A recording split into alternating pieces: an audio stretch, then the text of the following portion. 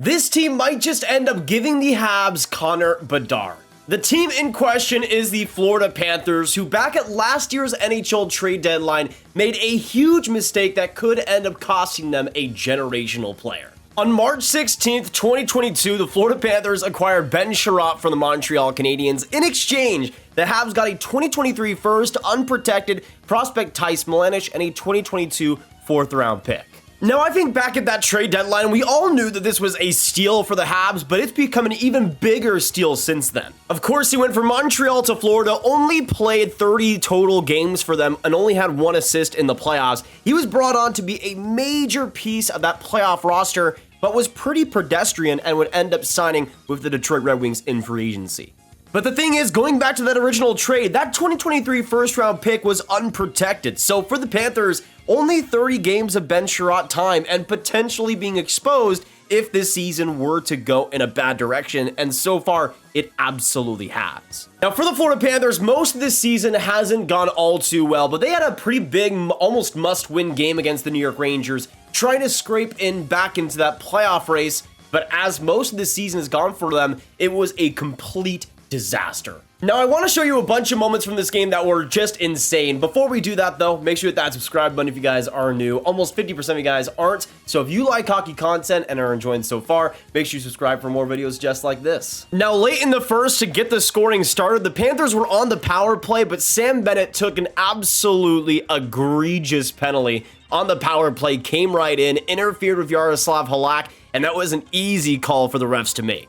But there was some immediate karma for the Florida Panthers, as on the 4-on-4, when it was about to end, Mika Zibanejad comes right through the rush, dangles through, loses the puck, and scores. Sergei Bobrovsky just not able to get it, and really, this was a telltale sign for the rest of this game about how it would go. Just an embarrassing play by Florida. Now, for the next goal, we got to go all the way to the middle of the second period, and this one was interesting because it started with the Panthers having a great chance and not being able to convert, and the puck with Kaapo Kakko was able to go out, and the Rangers are eventually able to take advantage. With Schneider to Kakko, and Kakko into the battle behind the net, puts it right to Zibanejad, and he launches it past Sergei Bobrovsky. But another brutal play where the Panthers had all the momentum and choked in the wrong moments. Now, unfortunately, the Panthers would actually give their fans a little bit of hope as Nick Cousins comes right through the wing and just rifles it past Halak to cut the deficit to 1. Now, this would be a great time for the Panthers to keep the momentum, really get things going, rifle some shots on Halak, and get the game tied.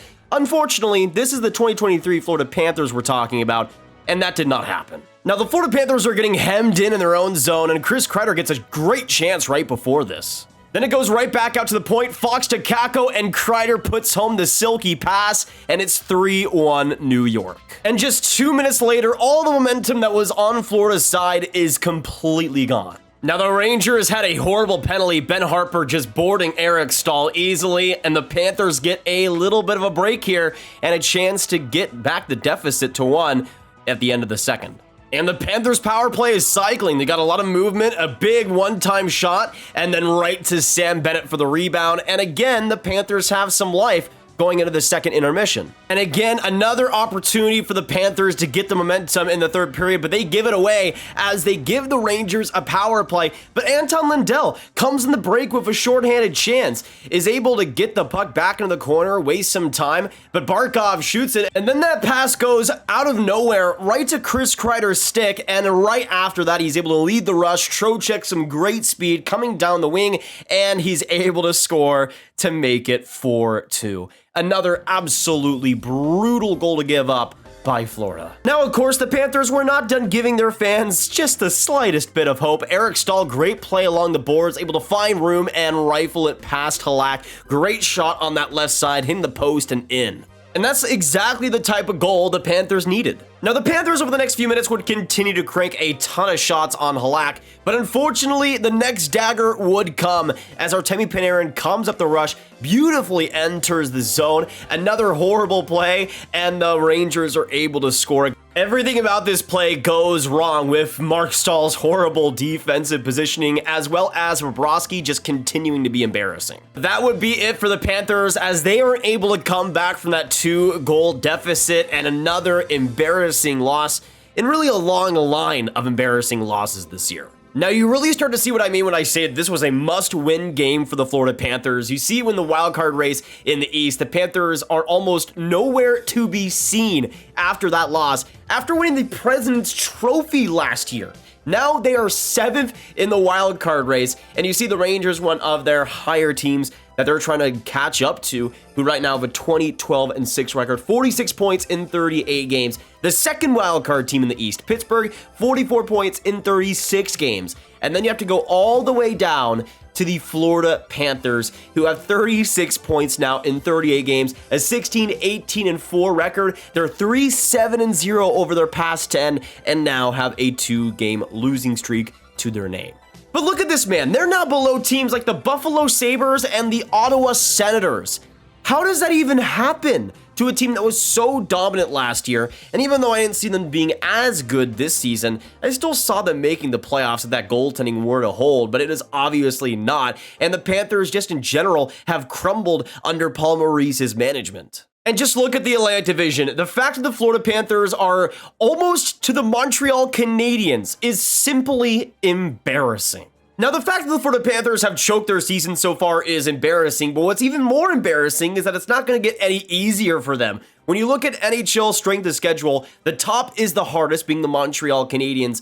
And then down to number 6 is the Florida Panthers, who still have a ton of games against teams like Boston, Toronto, Tampa Bay, Vegas, and not a lot of games against lower competition. This is a team that is not going to have an easier time getting back in the playoff race, and they've choked the games that they had the advantage and have had the opportunity to get back into, and just that lack of finishing and lack of real clutchness at all in their game has completely ruined them.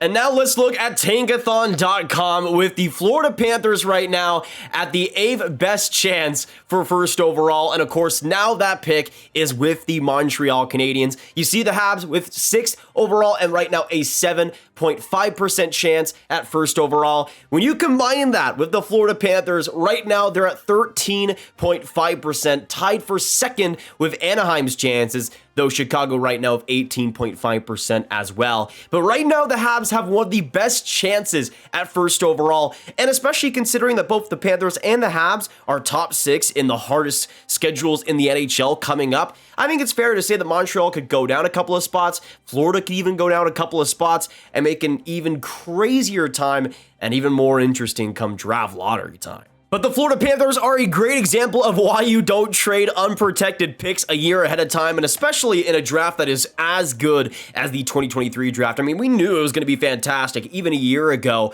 So the fact that the Panthers traded not just an unprotected first, but an unprotected first for Ben Chiarot and 30 games of Ben Chiarot makes it one of the worst trades in the NHL over these past couple of years. And if the Panthers, even if the Habs get a top 8 pick from the Panthers, it is still one of the greatest fleeces over these last couple of seasons, and another great trade by GM Kent Hughes. But what do you guys think about the Florida Panthers right now? How embarrassing have they been? Do you guys think they should fire Paul Maurice? The answer is yes, but let me know your thoughts down below. And do you think the Florida Panthers missed the playoffs? How bad could their pick be? And do they ultimately get a player like Connor Bedard because of it? I mean, there's a decent chance of it, a 13.5% chance right now. And I think by the end of the season, that could be even higher. And the Habs could have the second best odds in the NHL draft lottery, which is absolutely crazy to think about. But let us know all your thoughts down below. Of course, hit that subscribe button, hit that like button, hit that notification bell if you haven't already. Share the video with your friends, especially Habs fans out there. Get the good news out to them that the Panthers are absolutely choking this season away. And I will see you in the next video or stream. Make sure you click up the card up there for all of my Hockey Prospects Talk in One playlist. And I will see you in the next one. Have a great day and goodbye.